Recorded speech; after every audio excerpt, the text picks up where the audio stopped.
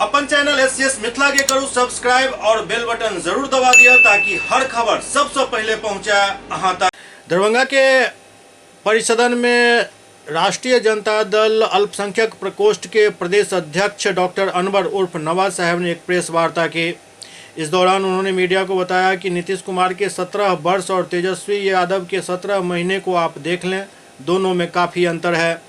तेजस्वी यादव जब उप मुख्यमंत्री बने थे, उन्होंने बनने के साथ ही वादा किया था कि मैं 10 लाख लोगों को रोज़गार मुहैया कराऊंगा।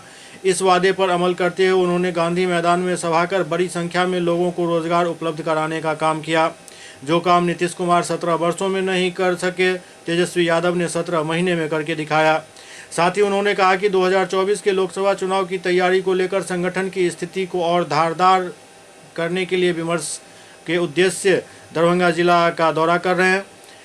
प्रेस में मौजूद राजद अल्पसंख्यक प्रकोष्ठ के जिला अध्यक्ष मोहम्मद साबिर हुसैन उर्फ लड्डू ने कहा कि 2024 के लोकसभा चुनाव को देखते हुए संगठन को धारदार बनाने की तैयारी को लेकर प्रदेश अध्यक्ष का यह दौरा है। हम लोग पूरे तरीके से कमर कस चुके हैं और चुनाव की तैयारी में लग चुके हैं। हम लोगों को तेजस्वी यादव के हाथ को मजबूत करना है। एक पूछे गए प्रश्न के उत्तर में अल्पसंख्यक प्रकोष्ठ के प्रदेश अध्यक्ष ने कहा कि राजद नीतीश के साथ सिर्फ सेकुलरिज्म को लेकर गठबंधन राजद ने किया था, जिसका उन्होंने घोर अपमान किया।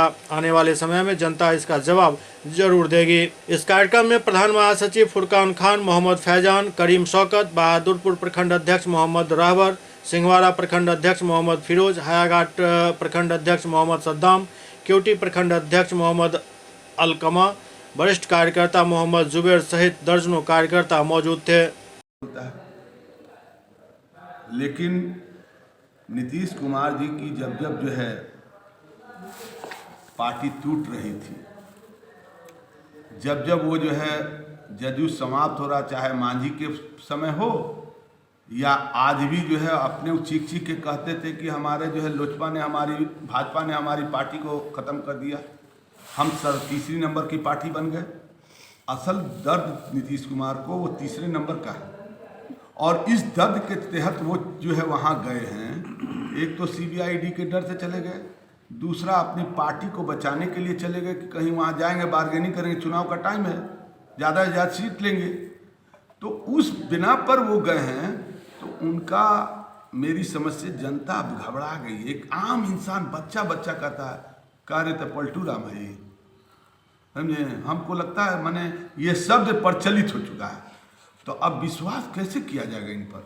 तो आप लोग नहीं जाएंगे अगर वहाँ से? जाने हम लोग गए ही नहीं, वो हमेशा आए हैं। और पूछिएगा कि हम लोग क्यों और उनको लिए, वही तो सवाल है ना कि अगर भाजपा ने लिया तो आप लोगों ने भी तो लिया, क्यों लिया आप लोगों ने? हम लोगों ने लिया कि वो जो है मेरे नेता सामाजिक न्याय के पक्षधर हैं। हमारे नेता जो है सेकुलरिज्म को जिंदा रखना चाहते हैं। नहीं तो पहले भी तो आप लोगों के साथ वो आके वापस जा चुके थे, तो जिनको एक बार जांच लिया दोबारा फिर क्यों जांचने की जरूरत पड़ी?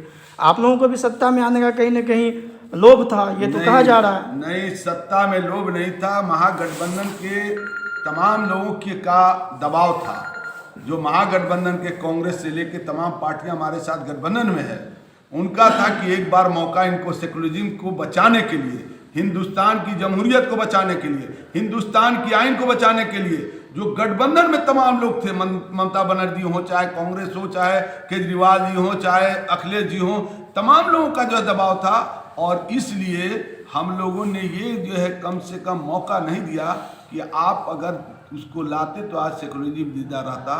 लेकिन अब दुनिया ये कह रही है कि वो कहीं के नहीं रहे, वो जमीन दोस्त होने वाले हैं। पहले पगड़िया उतार देना चाहिए। कैसे बने क्या देंगे जनता के बात में से? पगड़ी उतारे नहीं उतारे अभी तक, तो पहला अपना वादा वो पूरा करे जनता के बीच में। जो कहनी और कथनी में फर्क नहीं होना चाहिए। मेरा नेता तो जो कहता है वो करता है। हमारे नेता कहे कि बैकवेंचर समाज की मदद करेंगे। आदरणीय रामविलास पासवान जी सदन में नहीं पहुंच सके, हमारे नेता ने जो है कहा कि दलित का सबसे बड़ा नेता है, उनको राज्यसभा में भेजने का काम किया। और ऐसे ना जाने पसमानदा समाज और गरीबों को, मुसलमानों में जो है हर समाज के लोगों को भागीदारी है। मोहन राम इसी दरभंगा के थे, हम लोग वहाँ पर मौजूद थे, लालू यादव के पास नौकरी मांगने गए थे कि हमको प्रोफेसर की नौकरी या टीचर की नौकरी दे दिए, उसको दरभंगा का एमएलए बना दिए। उसी तरह से भगवतिया देवी जो है ईंटा तोड़ने वाले को पार्लियामेंट का एमपी बनाते हैं। हम लोग के यहाँ यूनुस लोहिया साहब दर के वार्ड कमिश्नर का चुनाव लड़ रहे थे, उनको एमएलसी बनाए। उसके बाद आसिफ मोहम्मद अंसारी साहब को राज्यसभा बने, मुमताज अंसारी साहब को राज्यसभा एमपी बनाए।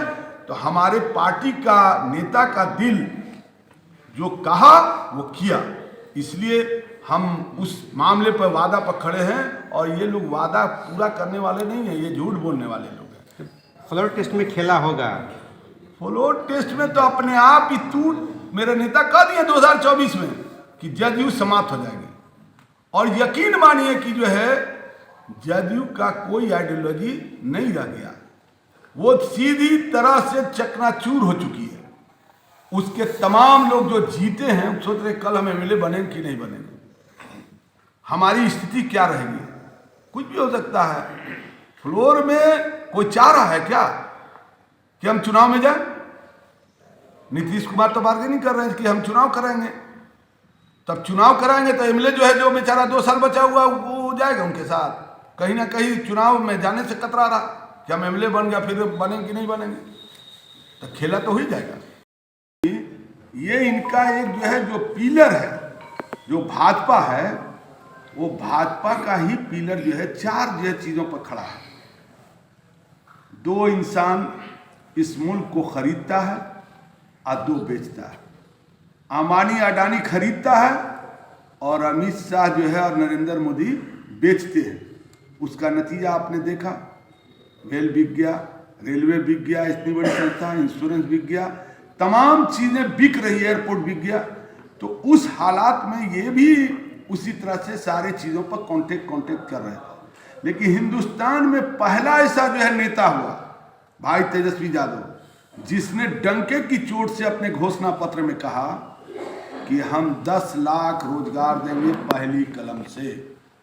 और 10 लाख रोजगार पहली कलम से देने का जो वादा किया, वो वादा सिर्फ जुमला नहीं, जिस तरह से नरेंद्र मोदी ने कहा कि हम हर साल 2 करोड़ लोगों को रोजगार देंगे, 15-15 हजार हर खाते में डालेंगे, वो चिल्ला के कहते थे, लेकिन वो बात नहीं किया। तेजस्वी यादव ने अमली जामा 17 महीने में सरकार के आने के बाद मैनिफेस्टो में जो घोषणा किया था, उस घोषणे को अमली जामा पहनाने के लिए माननीय मुख्यमंत्री नीतीश कुमार पर इसी शर्त पर जो है सरकार में हम लोग आए और दबाव दिए। इसलिए दबाव दिए कि सबसे बड़ी पार्टी हम थे, हम जो है सत्ता के करीब पहुंचे थे, छल प्रपंच से हमको रोका गया। और रोका ही नहीं गया, बल्कि वो सत्ता 4-5 एमएलए के बल बुले पर 10 वोट 12 वोट से हटाने के काम करके सत्ता से रोका गया। तो हमने जो है अपने जो कुर्सी थी 1 नंबर की कुर्सी को